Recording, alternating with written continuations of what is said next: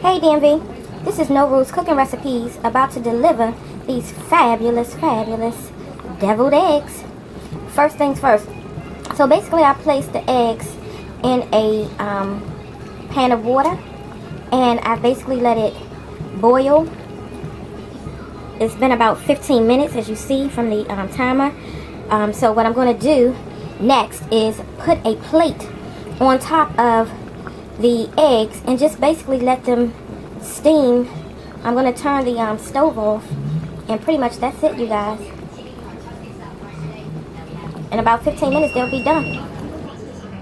So DMV, what I'm going to do now is go ahead and remove the lid from the eggs. It's been an additional 15 minutes that the eggs have been steaming in the water. I'm going to go ahead and drain the water off, throw the eggs in some cold water, and just let them sit. I've also added some Morton salt to the mix, and hopefully that will allow the eggs to come out more easily out of the shell. So basically I'm just filling it with cold water to stop the cooking process.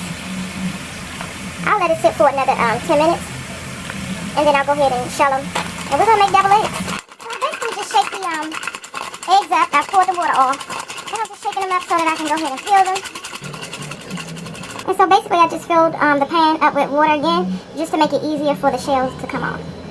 Okay, so pretty much what you're looking for is these shells that come off easily. They almost came off whole because basically that salt kind of breaks the shell down and pretty much have a nice peel going on when you add that salt to it. So I'm not sure what the salt actually does, but it to me it just seems easier when I add the salt to it.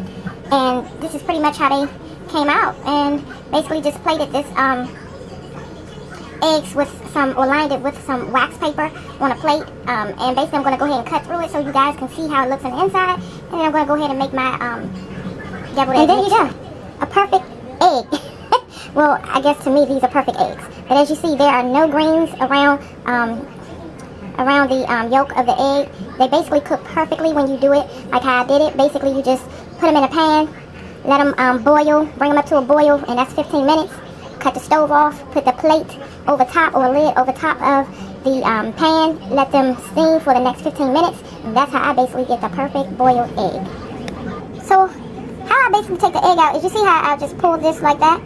So it's like I'm pulling the white away from the yolk, and then I'm going to stick a knife right up in there, and it should come out kind of whole, like those, or halves, or whatever you want to call it. Okay, so here's my unfilled egg whites from my boiled egg. I basically put it on a nice little ladybug plate, but I'm going to go ahead and make the filling, and I'll let you know the ingredients of the filling, but I'm going to go ahead and put the filling together, and then I'll just basically let you know when I mixed it with. Okay, you guys, so I basically just added the seasonings to the yolk mixture that I'm about to prepare, and I basically used the items listed here, and I also used the measuring spoon of 1/8 teaspoon of the salt and the sugar, 2 forks of sweet salad cubes, about 2 forks of sandwich spread, just eyeball the mustard and the shake of black pepper, as well as a little bit of ground hot pepper.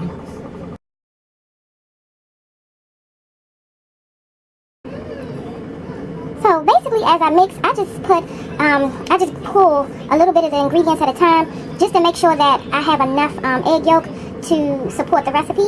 And as you see in the corner here, I have the a little bit of yolks on the side, so that if the mixture is a little too wet, I'll just grab those and put them into the mixture.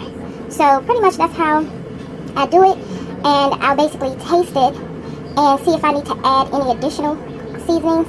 And then I'll go ahead and stuff the shells, put a little paprika on top, and basically we'll see the finish. Yeah, so it was a little acidic for my taste, or so what I basically did was I added another 1/8 teaspoon full of sugar. Okay, so basically I just topped these things with a little Italian parsley. I typically don't use parsley, but since I had it, I wanted to get a fresh taste of herb right on the top. And then now I'm going to just sprinkle it with a little bit of paprika.